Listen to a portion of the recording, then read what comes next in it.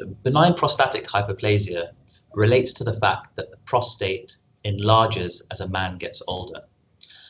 When the prostate enlarges, it can put pressure on the bladder and on the water pipe, leading to difficulty starting to urinate, weak flow, dribbling a lot at the end of the stream, needing to go to the toilet more often in the day and the night, and sometimes pain urinating.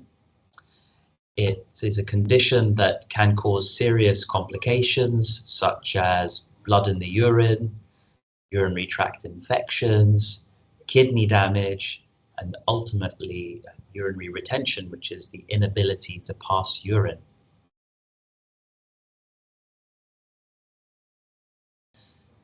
So the most common symptoms that indicate somebody has an enlarged prostate is really any changes noticed by the patients to their urinary habits. The most common changes that patients will report is going to the toilet more often than they used to in the day and the night. When they need to go to the toilet, they seem to need to rush more urgently than they used to. Sometimes they don't make it in time and they have accidents and urinary leakages. Often, an enlarged prostate can make it very difficult to start urinating. The flow can be weaker, and when a man has finished emptying, they don't feel like their bladder is fully empty and they've still got more urine to let go. So there's a whole range of different symptoms. Really, the key is if you notice any changes to your normal pattern, this needs to be reported to a healthcare professional.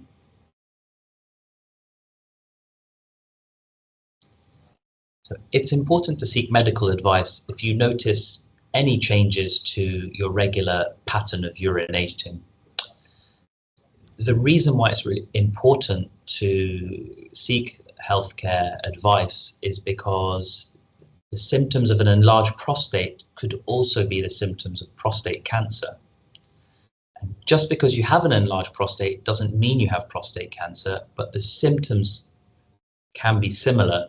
And therefore, if you notice any changes to your pattern, to your flow, to your urinary habits, then it's really important to seek medical advice.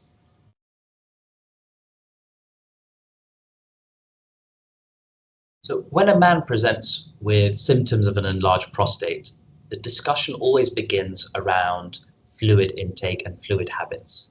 We know that tea, coffee, fizzy drinks and alcohol and the timing of certain drinks in relation to when a man goes to sleep can all affect urinary symptoms. So we'll spend a lot of time discussing diet and lifestyle habits.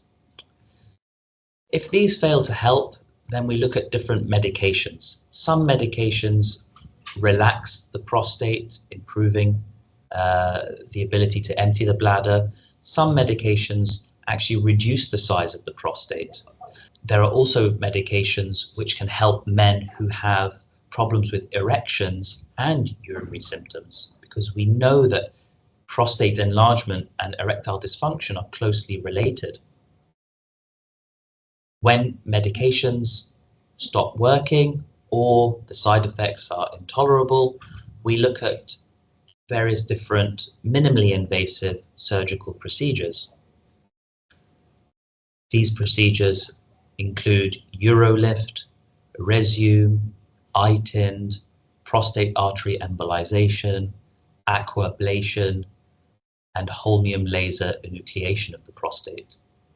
So there is a whole range of different options available now to men with enlarged prostates from a surgical perspective. The choice of treatment really depends on what is the main priority for that patient. And that's why I always talk about being really individualized and bespoke when it comes to offering treatments. Some treatments affect sexual function. So if a man is sexually active and wants to preserve erections and ejaculation, we'll focus on those treatments that don't affect sexual function. If a man is not concerned with sexual function and really wants a long-term cure to the problem, then we talk about the procedures that are a little bit more invasive, that can affect sexual function but lead to better long-term outcomes. It's all about being bespoke and individualized.